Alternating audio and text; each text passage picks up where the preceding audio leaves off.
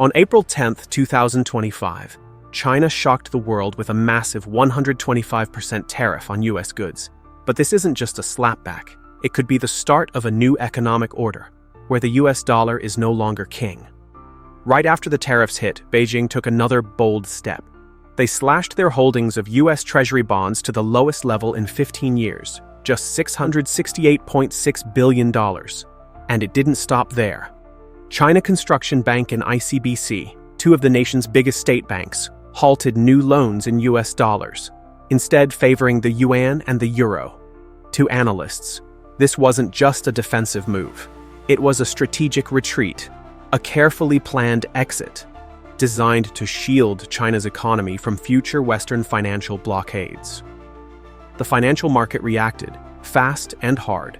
Tesla, forced to halt exports to China, losing access to one of its biggest markets. Deere and Company lost $2.1 billion in market value in just 48 hours. US soybean futures down 4.3%, as investors feared an agricultural backlash. But this isn't just about corporations. States like Iowa and Nebraska, heavily dependent on exports, are already feeling the aftershocks of geopolitical tremors. Farmers are uncertain about the future, fearing a loss of major trade partners. Local businesses in these states are already cutting back due to the economic fallout. Agriculture workers are starting to face layoffs as supply chains start to buckle under pressure. The economic pain isn't confined to corporate giants. It's reaching the heart of the American farming community. Tens of thousands of jobs tied to exports are now at risk, threatening rural economies nationwide. One of the clearest signs the game is changing, a $2.9 billion oil deal between China and Saudi Arabia, paid in digital yuan, not a single US dollar involved. Meanwhile, BASF, a European chemical giant, announced a $7.2 billion expansion in China.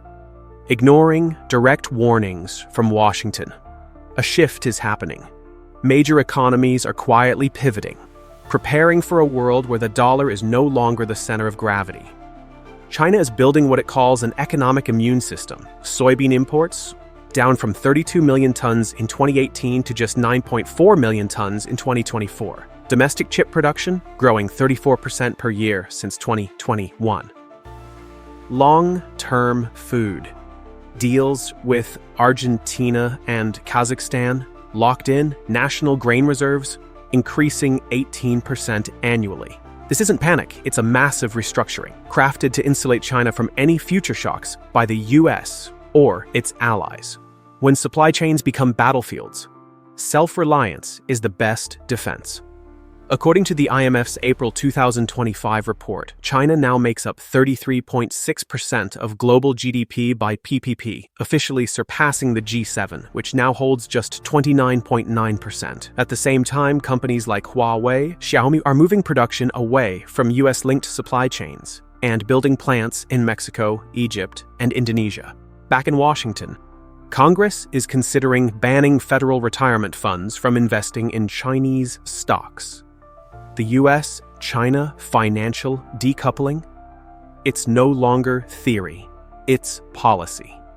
On April 5th, China executed its first cross-border energy deal using digital yuan, $0 used. And if this model spreads through SIPs, BRICS Pay, or platforms across Africa and Latin America, the question is no longer if, but when. Can the US still keep its seat at the global table if that table has already been redesigned?